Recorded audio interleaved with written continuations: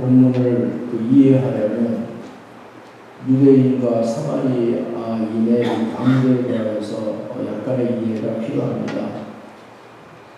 BC 722년경에 북이스라엘이 아수리에 의하여서 패망을 합니다.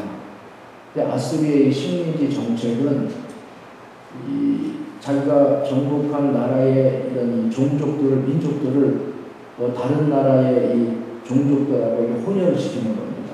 그래서 이 단일 민족을 없애고 이 민족 정신을 없애버리고 반란을 도모하지 못하도록 아예 그 민족 근원의 싹을 없애버리는 것이 아수리의 식민지 정책입니다. 그러다 보니까 북이스라엘도 아수리에 의하여서 망하면서 이 아수르는 북이스라엘의 사람들을 자기들이 정복한 여러 나라로 흩어져서 살게 하였습니다. 그리고 그 여러 나라, 정복한 사람들의 이 정복한 나라의 사람들을 또한 북이스라엘로 데리고 와서 그곳에서 정착을 하게 했습니다. 그러다 보니까 시간이 흘러가면서 북이스라엘의 혈통이 섞이게 되었고 새로운 혼혈족이 등장하였는데 그것을 사마리아인이다라고 그렇게 말합니다. 유대인들은 이런 사마리아 사람들을 유대인으로 인정하지 않았습니다. 그리고 그들을 개처럼 취급하였습니다. 그래서 오늘 본문 4절에도 이 본문 9절에도 보면 그러잖아요. 사마리아 여자가 예수님에게 하는 말 중에 이런 말을 합니다. 유대인이 사마리아인 나와 어떻게 상종을 합니까? 유대인이 사마리아인과 상종하지 않는 것이 이 관례이지 않습니까? 그런 얘기를 하게 됩니다. 그리고 이 사마리아 지역은 이 갈릴리하고 유대의 중간에 되어 있습니다. 그래서 유대인들이 갈릴리하고 유대 지역을 왕래를 하려면 중간인 사마리아 지역을 지나가야만 했습니다. 그런데 유대인들은 사마리아인들하고 접촉하는 것이 싫어갖고 사마리아 지역을 피해서 이렇게 돌아서 다녔습니다. 근데 오늘 이 본문에 보게 되면 예수님께서는 이런 사마리아 지역에 들어가셨습니다. 그리고 슈가라는 동네에 가서 우물가에서 한 사마리아 여인을 만났습니다. 이것은 유대의 간섭상 있을 수 없는 이야기입니다. 그리고 이 예수님께서는 사마리아 여인에게 물을 달라고까지 요청을 하셨습니다. 그렇게 여자가 깜짝 놀라는 거예요. 그러면서 뭐라고 얘기합니까? 유대인인 당신이 왜 사마리아 여인 나에게 물을 달라고 하느냐라고 그렇게 말을 합니다. 오늘 저는 본문을 통하여서 이 사마리아 여인에게 일어난 변화하고요. 그 여인이 얻게 되는 기쁨에 대해서 여러분에게 말씀을 드리도록 하겠습니다. 먼저 우리는 이 사마리아 여인의 신명에 대해서 우리가 알아봐야 됩니다. 여러분, 예수님께서 만났던 이 여인은 그 남편이 5이 있는 여인이었습니다.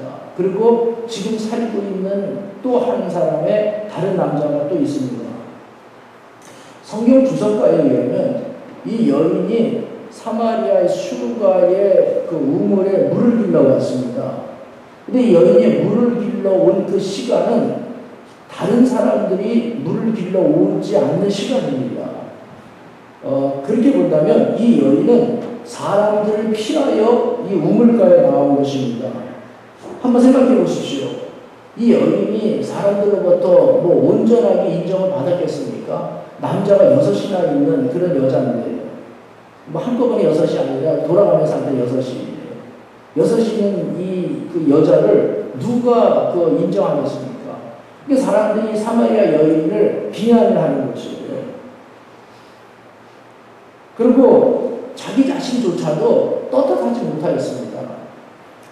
그러니까 이 여인이 물을 길러 나오는데 사람들의 낯을 피하여서 우물에 온 것입니다. 여러분, 영적 다이어트라는 말을 제가 언젠가 여러분들에게 한 적이 있습니다.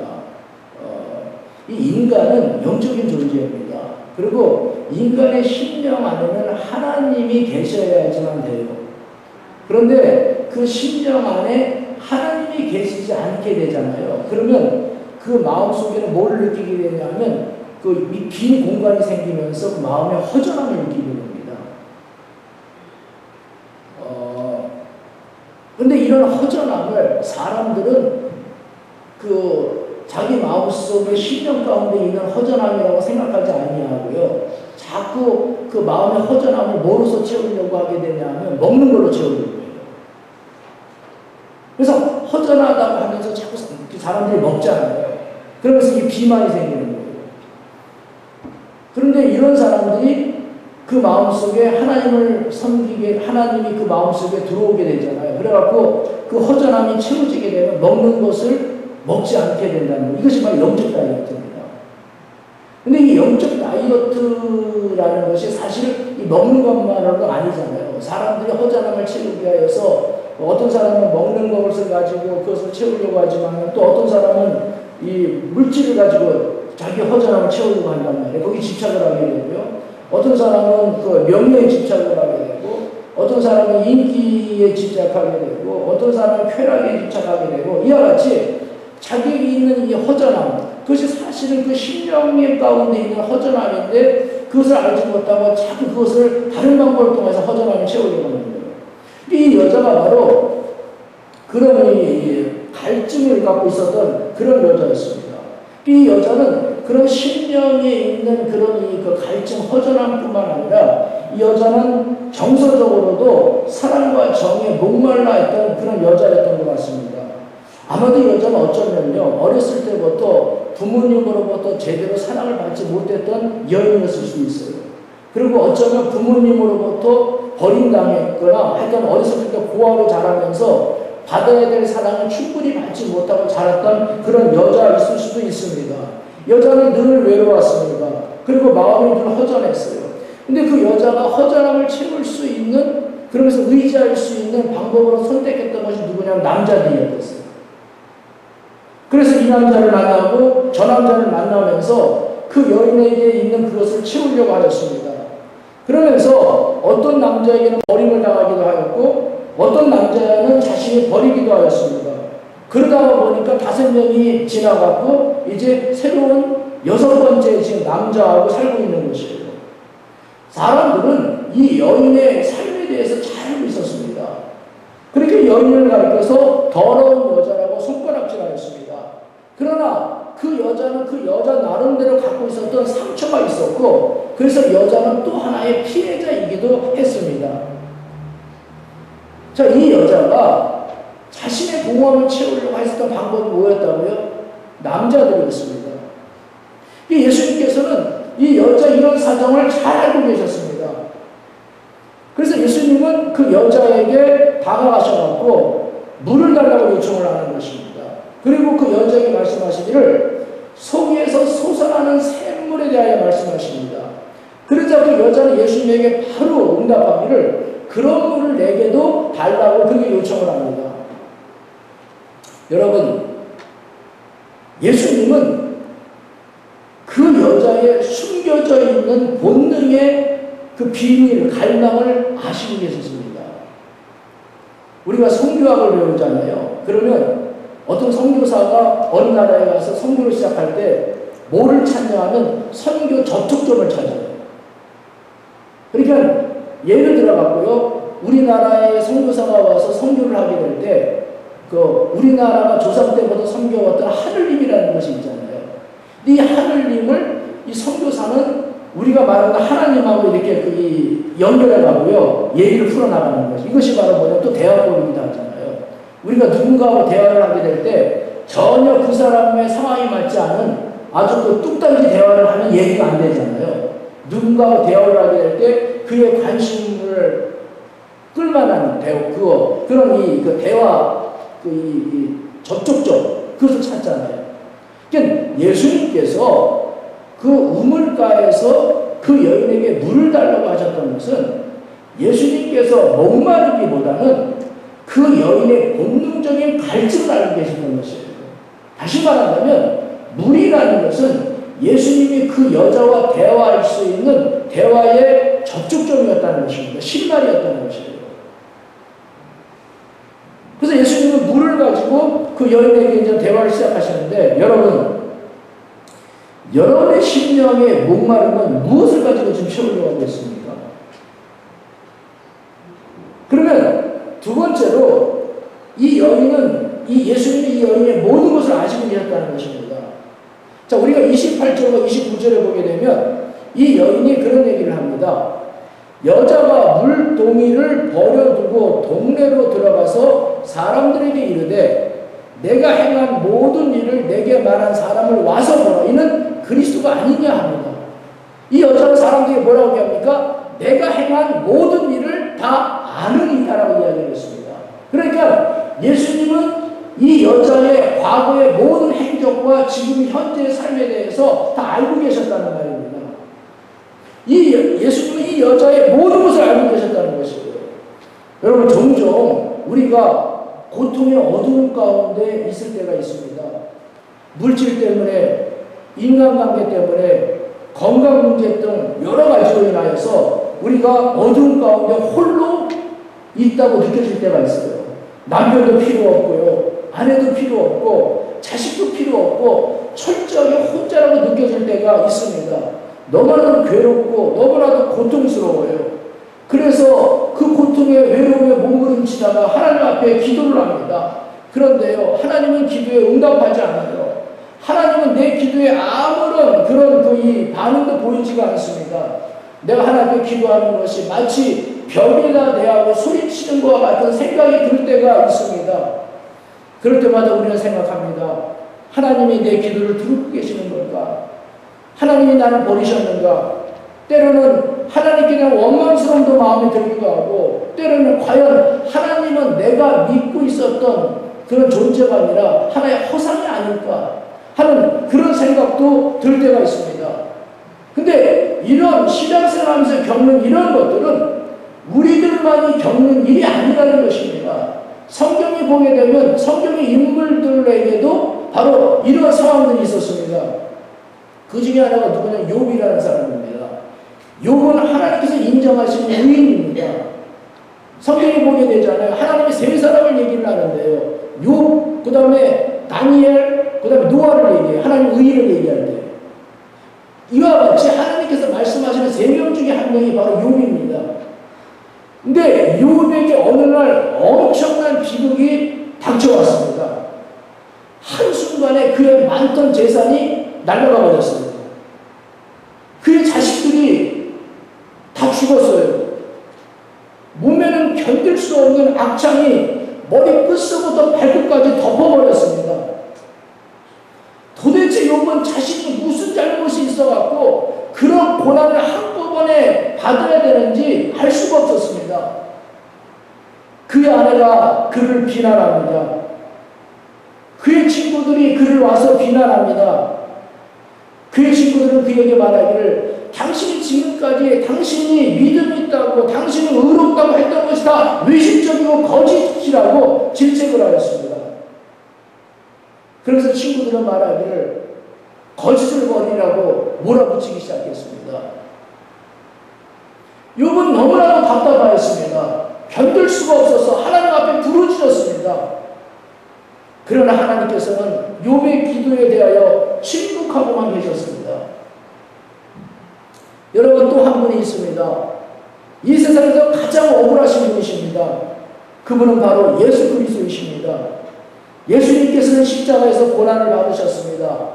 그분은 죄가 없으신 분이셨습니다. 그러나 죄가 없으신 그분이 가장 인류의 흉악한 죄인의 모습으로 십자가에 달리셨습니다.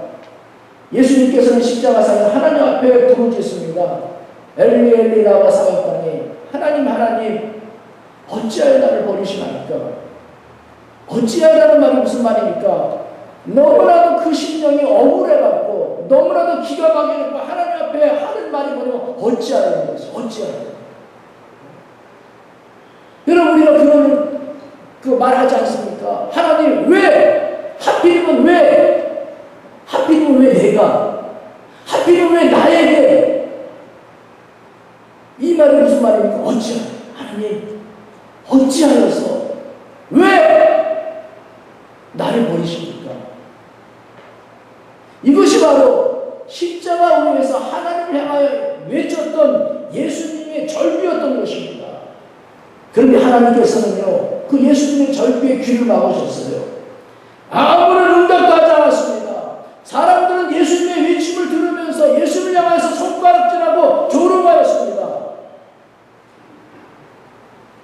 고난당할 때에 욥의 아내가 욥에게 와서 말합니다. 당신이 믿는 하나님을 저주하고 죽으라고 말합니다. 무슨 말입니까? 당신이 믿고 의지하는 하나님, 그 하나님이 무슨 소용이 있느냐 하는 얘기예요. 당신이 자랑하는 그 믿음, 그 믿음이 무슨 의미가 있느냐는 것입니다. 당신이 생각하는 그 믿음 개나 주고 죽으라는 얘기예요. 지금 욥의 아내가 욥에게 하는 얘기거든요. 그런데도 하나님께서는 욥에 대하여 참작하고 계시는 것이에요.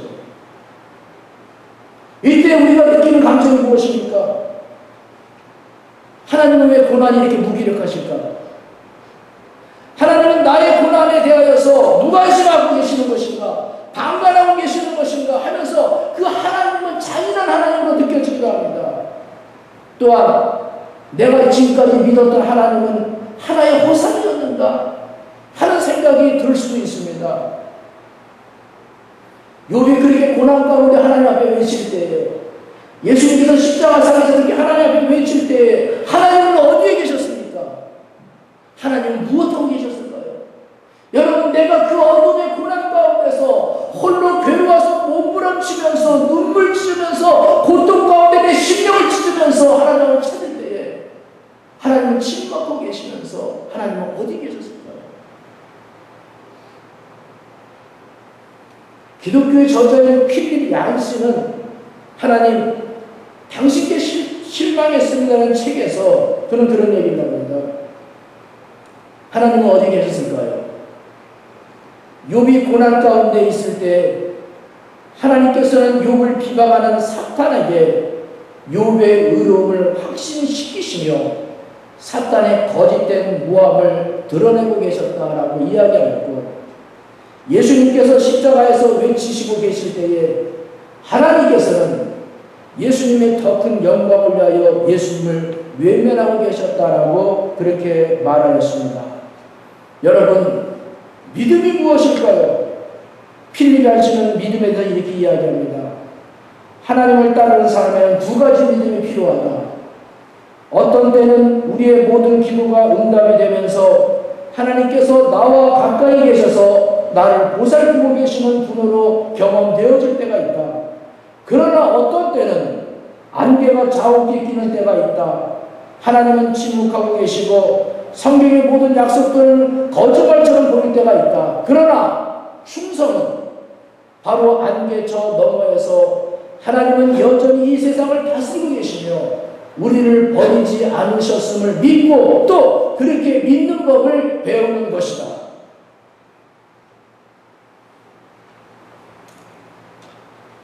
유대인이요, 사마리아 사람들을 개처럼 취급을 합니다. 이런 사마리아 사람들이 수가성이 이 여인을 사람 취급을 하지 않아요. 그런데 예수님께서는 그 여인을 알고 계셨어요. 예수님의 관심은 그 여인에게 있었습니다. 예수님께서 술과 그 우물가에 가셨던 것은 우연히 가신 것이 아니라 예수님께서 이 여인을 만나고자 하는 예수님의 의도였다는 말입니다. 여러분, 우리 주님께서 이와 같은 여인을 알고 계셨다면요, 우리 주님께서 나와 여러분들의 사정과 나 여러분들의 모든 것을 당연히 알고 계시지 않겠습니까? 우리 주님께서 여러분의 삶의 고통과 문제에 대하여서 주님이 외면하고 계시겠습니까? 하나님께서는 우리의 삶을 아십니다.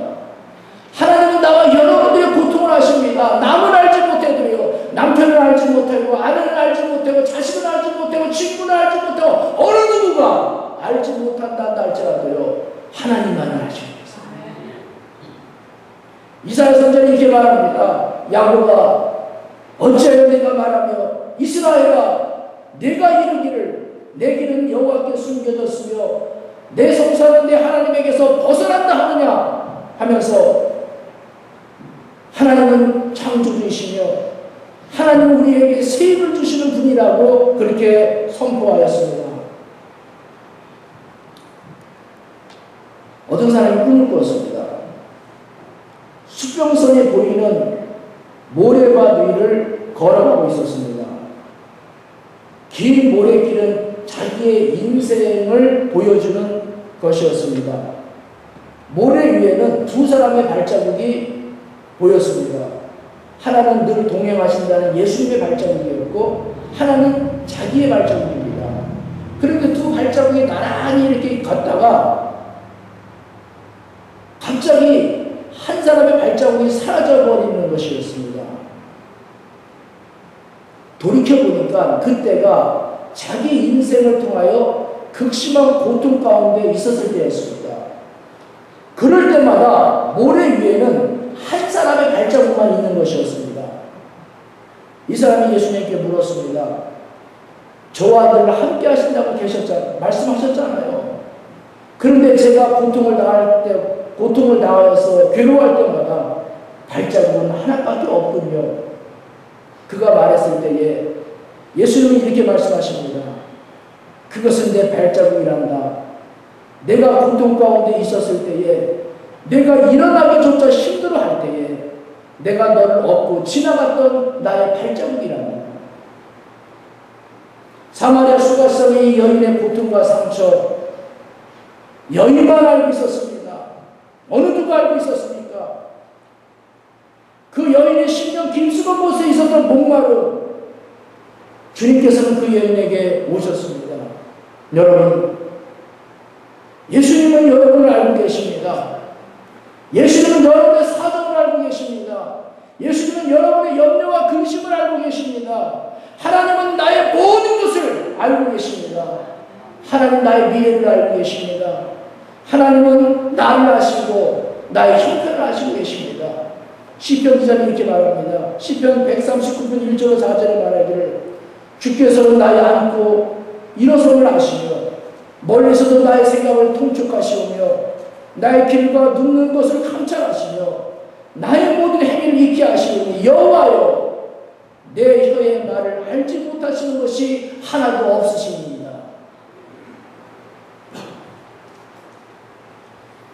예수님과의 대화를 통하여서요, 이 여인은 예수님이 바로 하늘에서 오신 분이라는 것을 알게 되었습니다. 그래서 그 여인이 예수님께 요청을 합니다. 나에게 당신은 목마르지 않냐는 그 물을 나에게 주십시오. 예수님은 여인에게 말씀하십니다. 그러면 가서 내 남편을 데리고 오라고 얘기합니다. 동문서답이죠. 이 여인은 예수님에게 물을 달라고 했는데 예수님은 그 여인에게 남편을 데리고 오라는 것이에요. 왜 그랬을까요? 이제 예수님께서는 그 여인의 문제점을 지적하시는 것이에요. 여러분, 이 여인은 자기가 예수님께 원하는 것을 얻기 위해서는 반드시 예수님과의 관계에서 해결해야 될 문제가 있었습니다. 그 여인의 문제가 무엇이었습니까? 그 여인은 자기의 심령의 진정한 갈급함이 무엇인지 몰랐습니다. 그래서 그 여인은 자기의 그 마음의 허전함을 남자들을 통하여 채우려고 하였다는 것입니다. 그러나 채워집니까? 안 채워지는 것이요. 이 남자에게 채워가려고 했더니 안 채워져요. 그래서 버리고 다른 남자를 만납니다. 다른 남자를 통해 채워보려고 하는데 안 채워져요. 또 다른 남자를 만나서 채워보려고 하는데 안 채워집니다. 이렇게 해서 만난 남자가 6명인 거예요. 채우려고 하지만 채워지지 않냐는 것입니다. 왜 그럽니까? 인간은 영적인 존재인 것이에요. 인간은 결코 육적인 방법으로 그의 심령의 그 본능의 그 갈증을 채울 수가 없습니다. 여러분, 때때로 우리가 이런 일을 경험하잖아요. 어딘가 간지러워요. 긁었어요. 근데 그것이 아니에요. 찾을 수가 없어요. 어디가 간지러운지요. 또 잘 찾아 막 긁어봤어요. 근데 아니, 해결이 안 되는 거예요. 분명히 지금 간지럽고 견딜 수가 없는데 어딘가 간지러운 곳을 찾을 수가 없을 때가 있잖아요. 내가 채우려고 합니다. 남들을 통해 채워보려고 해요. 물질을 가지고 허전함을 채워보려고 합니다. 여러 가지 세상의 즐거움을 보면서 채워가려고 합니다. 사람들을 만나서 시간을 보내면서 채우려고 합니다. 명예를 얻어봐요. 권력을 얻어봐요. 다른 여러 가지 좋다는 것을 다 한번 얻어봅니다. 마약도 해보고요. 술도 먹어보고요. 게임에도 한번 빠져봅니다. 그러나 그러면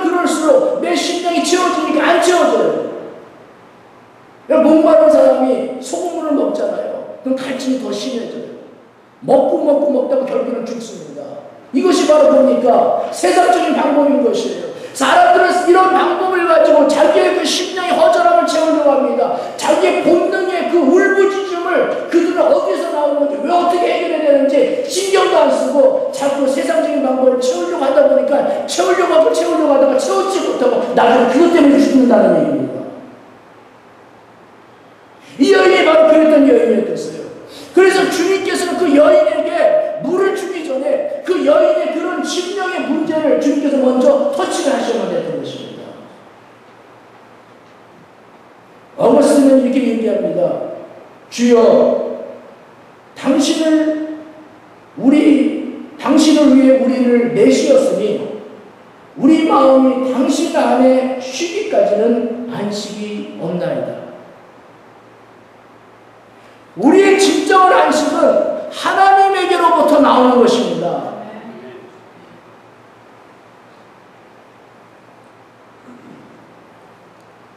하나님 없이 산다는 것은 교만한 것이에요.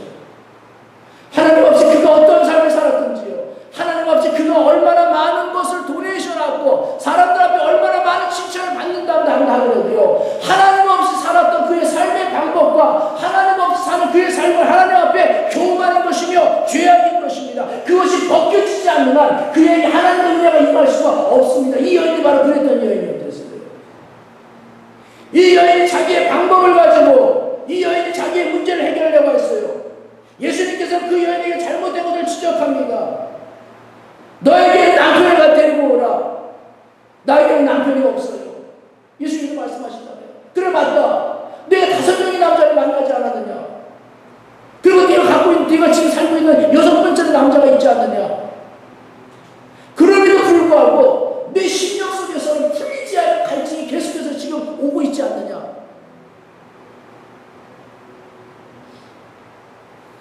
이 여인은 예수님께서 눈을 뜨기 시작했어요.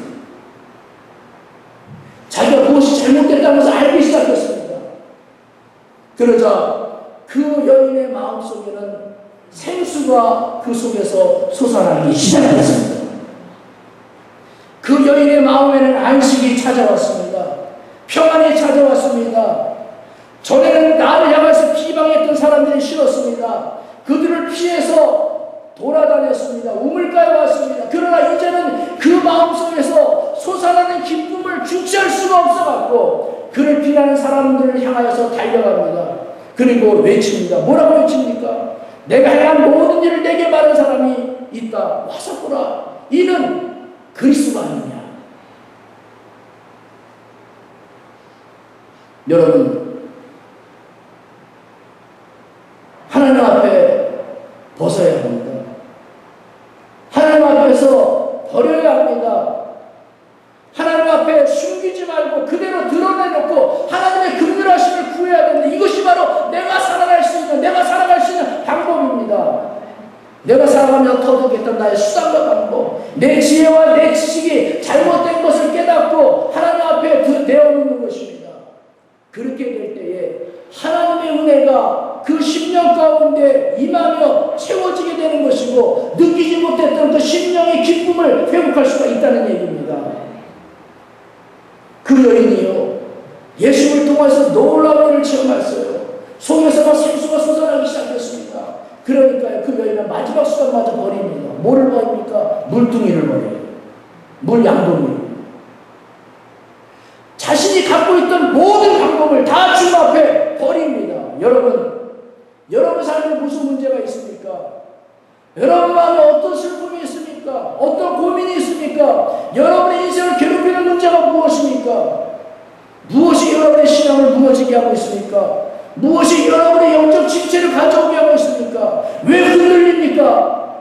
왜 하나님의 똑바로 서지 못하고 있습니까? 사람은요, 이 모든 문제를 환경에서 찾습니다.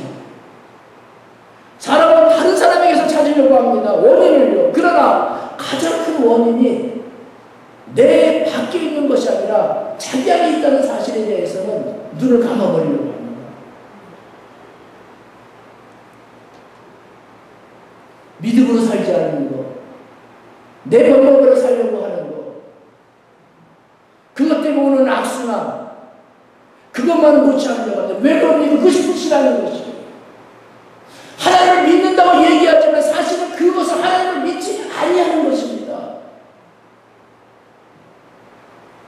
우리 마음속에 염려가 있어요. 우리를 좌절하게 하는 것이 근심이 있습니다.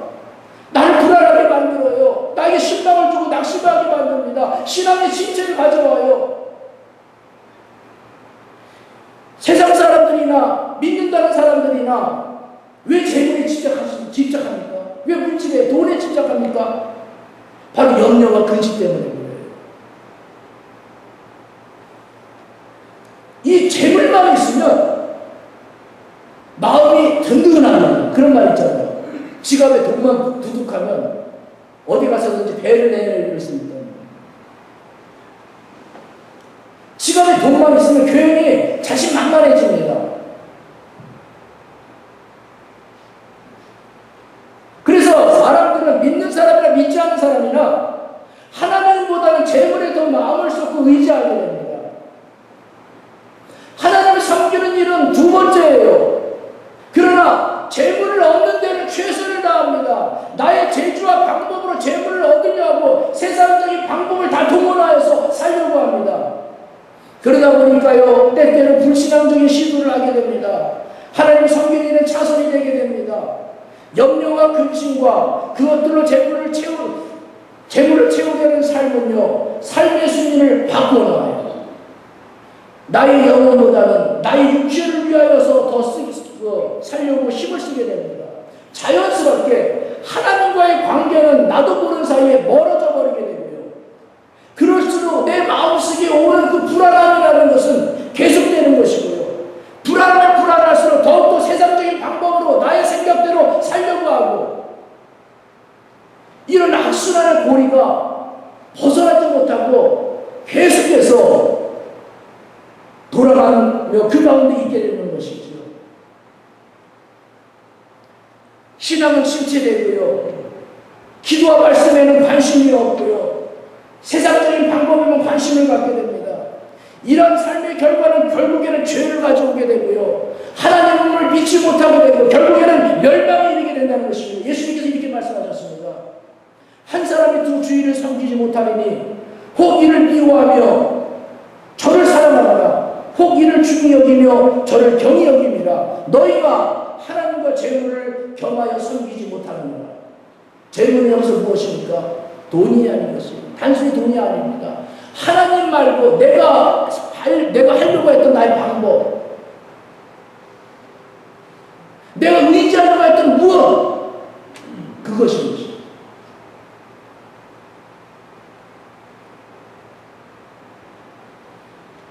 이 여인의 문제가 언제 해결됐습니까? 자기의 문제를 숨기지 않냐고 예수님께 드러내게 되었을 때에 이 여인에게는 그 심령 가운데 하나님의 은혜가 임하기 시작하였습니다. 여러분 요한복음을 보잖아요.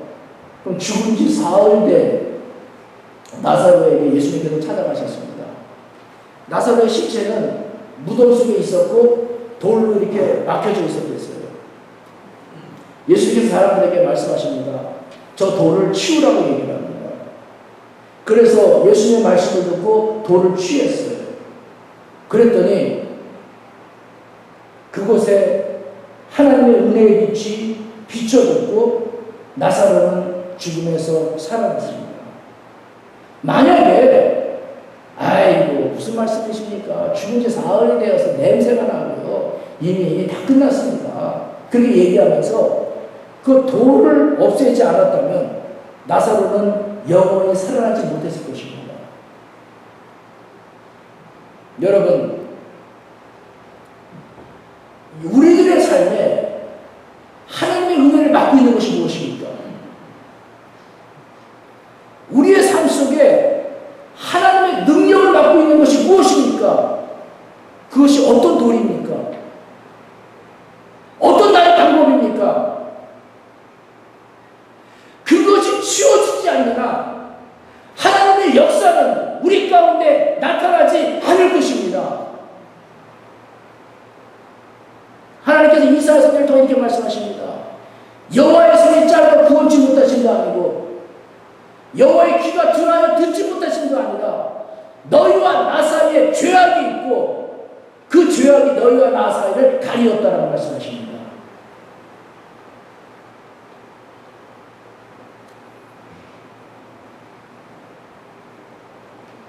여러분, 하나님께서는 나와 여러분들의 인생의 계획을 가지고 계십니다. 주님께서는 그 사람 치고도 받지 못했던 그 여인이었지만은 그 여인을 향한 계획을 갖고 계셨습니다. 그 여인이 주님을 통하여서 변화되고 그 기쁨을 알게 되었을 때 그는 마을에 나가서 주님 그리스도를 증거하기 시작하였습니다. 우리를 향한 하나님의 뜻은 무엇일까요? 그것은 구원입니다. 기쁨입니다. 속에서 샘솟이 솟아나는 영생을 맛보는 것을 주님께서는 원하시고 계십니다. 그런데 왜 무엇이 우리를 가리고 있습니까? 무엇이 주님으로부터 오는 그 은혜를 받지 못하게 만들고 있습니까? 사마리아 수가성의 여인은 무엇 때문에 그 돈을 치워버릴 수 있었습니까? 자기의 잘못된 방법을 던져버렸어요. 자기의 잘못된 생각을 던져버렸어요. 자기 인생이 무엇이 잘못됐다는 것을 알게 되었을 때 그는 과감 없이, 그는 미련 없이 그것을 던져버렸습니다. 그리고 주님 앞에 나왔던 것입니다. 여러분, 하나님의 은혜가 여러분 가운데 임하기를 원하십니까? 여러분 심령 가운데 아무리 해도 채워지지 않을 그 허전함, 그것이 채워지기를 원합니까? 세상이 알지 못하는 그 기쁨을 얻기를 원합니까? 사마리아 수가성이 가졌던 이 놀라운 은혜가 여러분의 마음 가운데, 여러분의 가정 가운데 임하기를 원합니까? 무엇이 가려지고 있습니까? 예수님은 나와 여러분들의 그 은혜를 주시기를 원하시는데 무엇이 그 은혜로 나아가는 것을 막고 있습니까? 주님은 이렇게 말씀하십니다. 문으로 들어가지 않고 담을 넘어 들어가는 자는 도적이라 하였습니다. 내놔야 될 거 내놓지 아니하고 버려야 될 거 버리지 아니하고 은혜를 받으려고 하는 자가 바로 도적입니다. 이런 자는 결코 은혜를 체험할 수가 없다는 것이 성경의 말씀입니다. 하나님은 유일하신 분이십니다. 그분은 우리의 생명이며 그분은 우리들의 영원한 기쁨입니다. 그분이 우리들에게 이것을 주시겠다고 말씀하십니다. 돈을 취하십시오. 그리고 주님께 버려야 될 것을 버리십시오. 그리고 주님께 나아가십시오. 주님이 나와 여러분들에게 놀라운 사마리아 수가성이 있었던 부흥의 역사를 우리 가운데 주실 것입니다. 이 은혜가 나와 여러분들에게 있기를 주의 이름으로 축원합니다. 기도하겠습니다.